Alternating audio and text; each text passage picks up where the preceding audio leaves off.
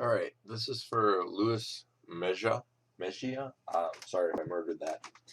Okay, so looking at this from a visual standpoint, the composition is kind of awkward. Um, you've got a lot of empty space going on here, and you've got a good series of angles. So you've got your angle here, you've got the angle here, which is blocked by the angle here. So you've got a good composition. It's just that some of these things make kind of this awkward sense of how things are.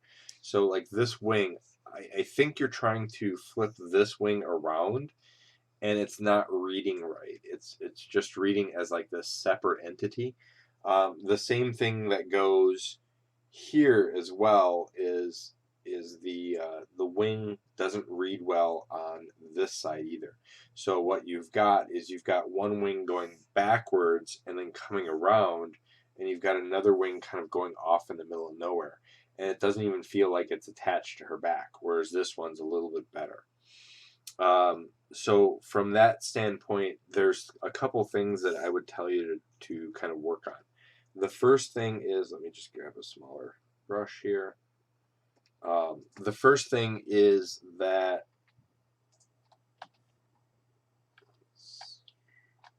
the you want to define your idea, and if it's if this bird is being ridden, that cape would be flowing in the wind too.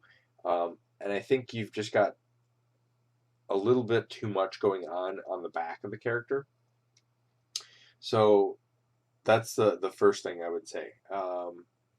So to fix this, what I would say is let's kind of build up the idea of this character from a visual standpoint. So you've got the torso, and we're bringing the torso down to the hips, and then on a female hips, they're generally not as forward as yours, so you'd probably want to put the hips back here with the leg coming forward.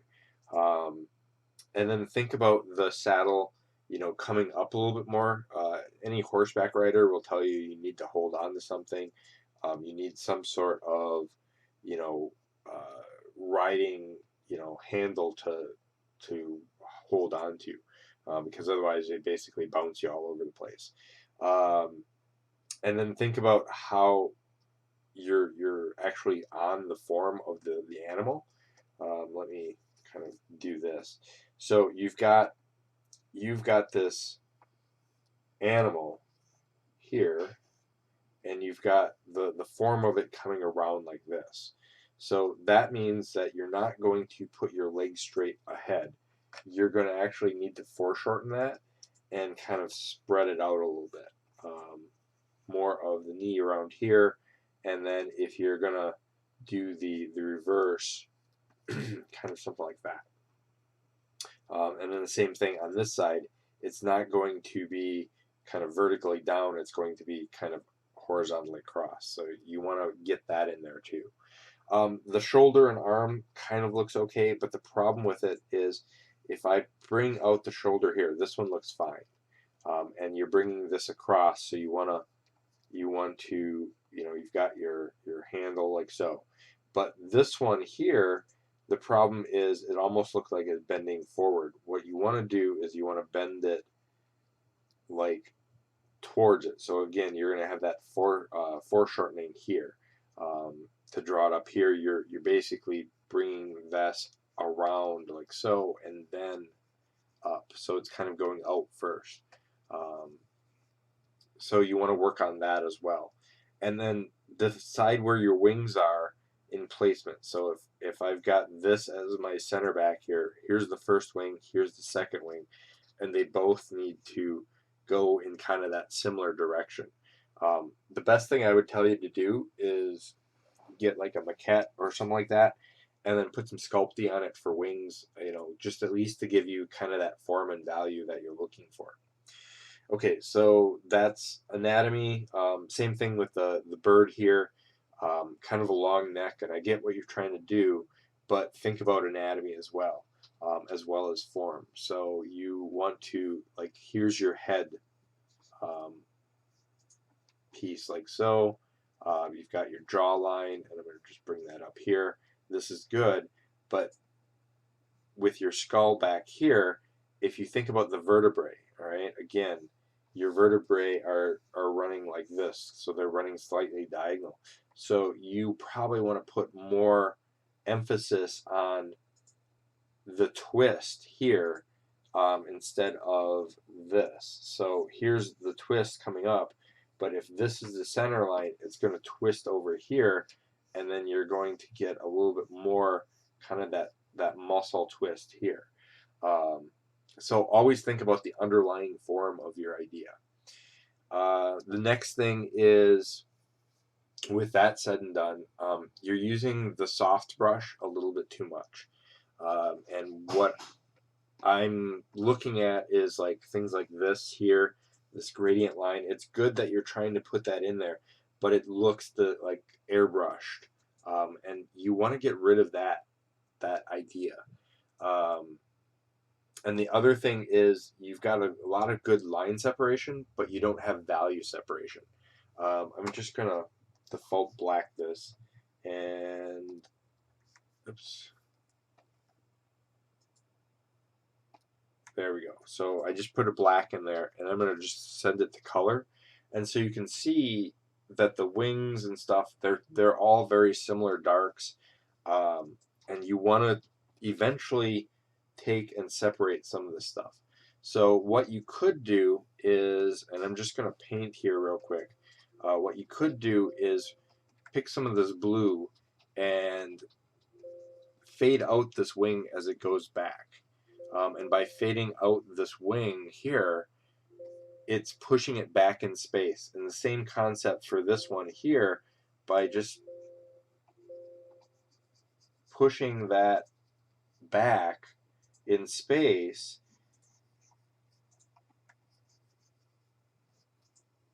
I'm still getting the same concept, but it's now just on a different level.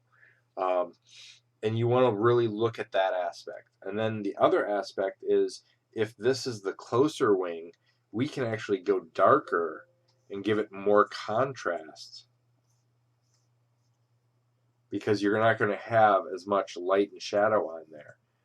And that's going to pop that wing out and give it much more information. So then you have a foreground, background, middle ground concept going on. You know, your wing is in the foreground, your characters are in the background, and then the wings are flowing in the background. So that's another thing that you want to add in.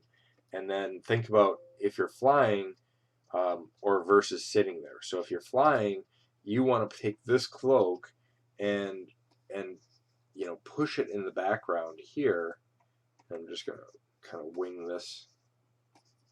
So you've got that, and then think about her hair flowing in the background too. So think about the movement of the rest of the scene. And then by doing that, we can kind of block out this information here and just kind of block that out. And you can have this much more interesting, like, you know, she's flying, she's ready to attack, versus what you've got now, whereas it's kind of the stationary, ready to attack. So think about that concept as well. And then to kind of get rid of this airbrush look, the airbrush look that you've got going on, like I love the silhouette that you're doing with the feathers here, but then you do the same pattern of this repeated scale pattern almost on your feathers. And so you want to think about that concept as a harsher term. So we're just going to add in some of these really crazy feathers that you've got going on here throughout the whole thing, and that's going to kind of blend that in. And think about it as form, not as well as form, not always texture. So if you've got this dark, feel free to add some of the darks in there to get rid of that entire texture. And you see how by doing that, it reads from a better value. And then let's add in some of these other as kind of the sheen of the light from the back kind of popping in there. And we're by doing that, we're adding in a little bit more of that definition, like so. All right, and the same thing goes here. You've got your light and form value, but again, think about where the light's coming from and what you're trying to do. In this case, we can add in more shadows. Let's grab some of the darks here, and I'm just adding in more of these saturated values. Let me go a little bit more saturated. And that really pops your form now of your entire character. So, you know, think about that concept. All right. Now, I'm just painting rough ideas, rough concepts here. And I'm using some of the darker tones and things like that to show the form and value.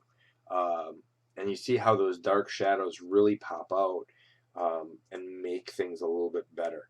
Now, I'm going to add those same values here because you've got such a strong light in the background. You want to add in, I'm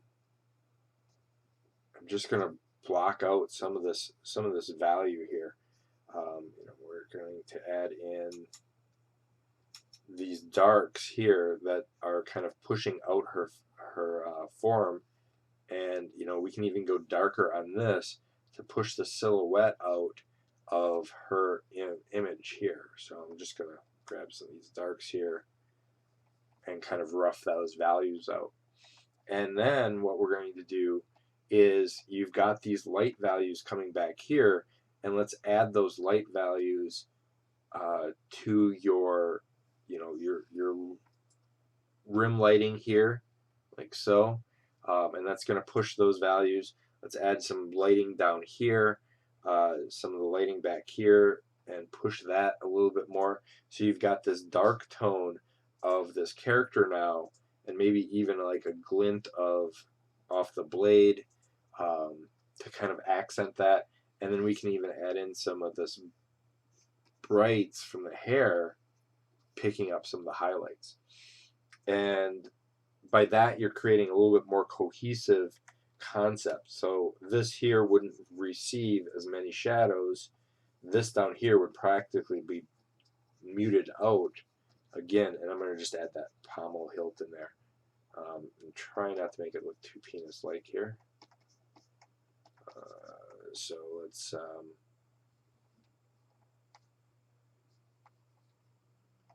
maybe, I don't know, maybe a little bit like that. So something along the lines of like this. Let's add that green back in there. So she's, you know, so, but you want that form and that value of how things are kind of portrayed. And then I think the problem with this is it just doesn't have the roundness. So we need to add, let's see here, something like that. So separate that and then add that back there. And then you can always go in and add rim lighting to what you want. Now, the rim lighting can be easily done with, I'm going to add maybe some blue from the sky here as a rim light, and we can add in some of this, maybe even on the knees here, where the rim lighting is coming up and showing another aspect. So you can see between this and this, even though it's rough, I'm still getting a better idea, a better concept of the overall character. You know, I'm getting maybe a torn cloak. Let's add in some holes in this, and so something like that. Okay, but now I'm getting a better character concept, a better aspect of form and value, and things are reading a little bit more from a value standpoint. I always keep the navigator up here to kind of glance at it to see how well the composition is reading as a whole. It's because that way, you know, they always tell you zoom in, zoom out. And I can kind of glance up there and say, oh, that doesn't read too well, or this is too bright. So like if I took this and added that in there, you can see how it really pops out and it starts not reading very well. So I'm taking that brightness out, and then I can add in some rim light as this, and get a little bit more of my value information in there. So those are types of things that you want to think about and kind of work with. All right, I hope that helps.